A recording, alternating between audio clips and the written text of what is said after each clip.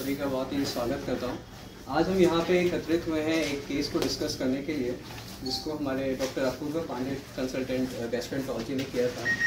And इसके साथ हमारे साथ बैठे हैं लेफ्ट में, लेफ्ट से स्टार्ट करता हूँ, mister Pramit Mishra, facility director of Fortis hospital Greater Noida, doctor Apurva Pande consultant gastroenterology Fortis hospital Greater Noida, उनके बगल में बैठे हैं doctor Abhijeet consultant critical care and pulmonology. And then हमारे साथ वो पेशेंट बैठा है जिसके साथ प्लाज्मा थेरेपी हुई थी, और आपके सामने बिल्कुल आज जो बैठे हुए हैं, आपके जितने भी क्वेरी हैं आप उनसे पूछिए, डॉक्टर्स के साथ बात करिए। एंड ज़्यादा टाइम हम लोग आज बात करेंगे शिवम पंत की, जो हमारे पास 29 साल के सॉफ्टवेयर इंजीनियर हैं। हमारे पास एडमिट हुए थे करीबन 1.5 महीना पहले। इनको बुखार के साथ पीलिया हुआ था और इस कारण ये हमारी इमरजेंसी में आए थे। जिस टाइम हमने इनको देखा तो ये थोड़े गफलत में थे, ठीक से बात नहीं कर पा रहे थे, उठ के भाग रहे थे। तो हमें पता चला कि ये हेपेटाइटिस ए के कारण इनके मैनिफेस्टेशन, तो जो डिजीज़ बनी वो एक्यूट लिवर फेलियर था। ये एक ऐसी कंडीशन है जिसमें लिवर एकदम से काम करना बंद कर देता है। इनमें उसका कारण था हेपेटाइटिस ए। तो उसी कारण दिमाग में सूजन आती है और जो कंडीशन है वो सीवियर हो जाती है। ये जो सीवियर कंडीशन है, जो एक्यूट लिवर फेलियर है, ऐसा हेपेटाइटिस ए जिनको होता है उनमें से 1% को ये होता है। मान लिया अगर 100 लोगों को हेपेटाइटिस हुआ, हेपेटाइटिस ए, तो 99 तो हल्का सा पीली आके ठीक हो जाएंगे, बट 1% ऐसे होते हैं जिनके दिमाग में सूजन आती है और स्थिति जो है वो और गंभीर होती जाती है। तो ये उन्हें 1% में से थे जिनकी स्थिति काफ़ी गंभीर थी। तो इनको हमने तुरंत आईसीयू में एडमिट किया। जो ब्रेन की सूजन को कम करने के लिए जितनी दवाइयाँ, जितना सपोर्ट वेंटिलेटर पे लिया गया, जो देना था वो आईसीयू में इलाज किया गया। इनको प्लाज्मा फेरेसिस नाम की एक मतलब टेक्नोलॉजी है, जिससे हम क्या करते हैं कि सारा अपना जो शरीर का ब्लड है मरीज का, वो फिल्टर आउट करते हैं। उसमें से जो सेल्स होते हैं, जो आरबीसीज और डब्ल्यूबीसीज, वो तो वापस से इनके शरीर में डाल दिए जाते हैं, और जो इनका प्लाज्मा है, जो फ्लूइड कंपोनेंट होता है, उसको हम फ्रेश प्लाज्मा से और एल्ब्यूमिन से एक्सचेंज करके वापस से जो पेशेंट के शरीर में डालते हैं। तो इससे ये समझा जाता है जो टॉक्सिन्स हैं, जो हमारे ब्लड के तरल पदार्थ में होते हैं, वो कम हो जाते हैं, वो रिप्लेस हो जाते हैं फ्रेश प्लाज्मा से। तो वो टॉक्सिन्स अलग हो जाते हैं, उससे हीलिंग जल्दी होती है और बेहतर होती है। आमतौर पे जो एएलएफ वाले पेशेंट्स होते हैं, इनको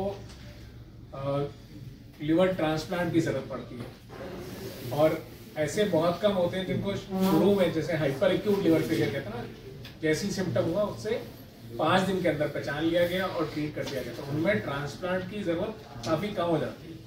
अगर हम कुछ ना करें, कोई थेरेपी ना दें, तो इस एक्यूट लिवर फेलियर की मोर्टेलिटी जो है 60 से 90% रहती है।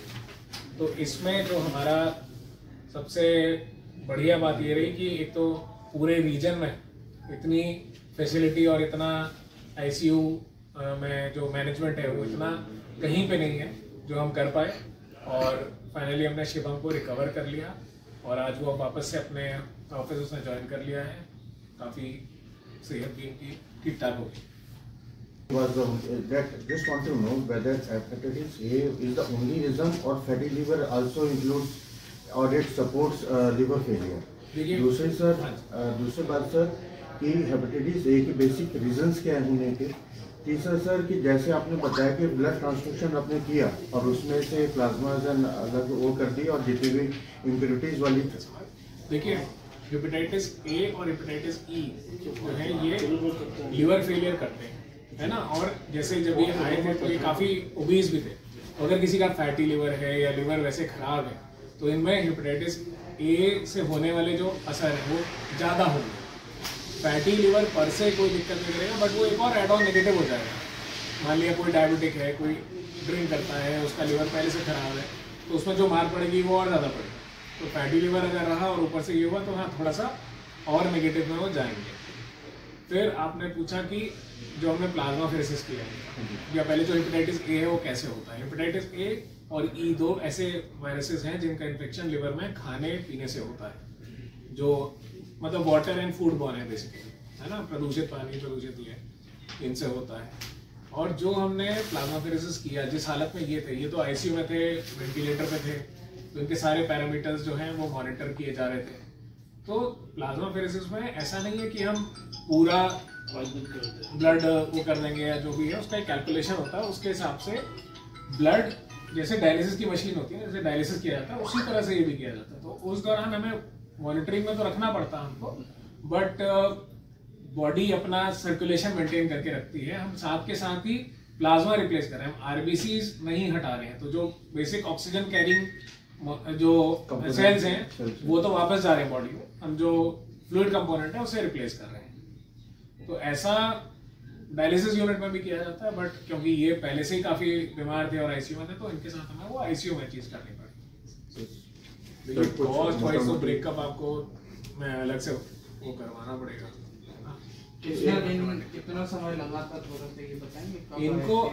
हाँ, ये आईसीयू में इनको हमने करीबन अप्रोक्सीमेटली 10 डेज रखा, उसके बाद ये वार्ड में रहे, है ना। और आए कब से यहाँ? मतलब यहाँ पे आए थे करीबन 1.5 महीना पहले, 1.5 महीना पहले, और उसके बाद ये काफी टाइम से हमारे आईसीयू में, ये ओपीडी में फॉलो होता है।